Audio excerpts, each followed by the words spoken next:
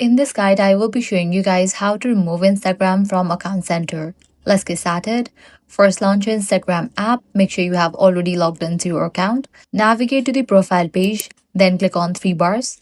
Here you're gonna find the Defend section. Navigate to the section Account Center. Click on it. Now click on the option Manage Accounts. In this page, you're gonna find all the accounts that are connected to your Instagram account. Now go ahead and select the account that you want to remove.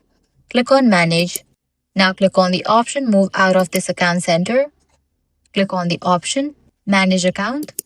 It's important to understand that removing Instagram from Account Center does not delete your account or deactivate it. It simply disconnects it from Meta Account Management System, meaning features like cross-app login and shared settings will no longer apply. Just confirm it. With that, the Instagram account will be removed from your Instagram account. And that's it.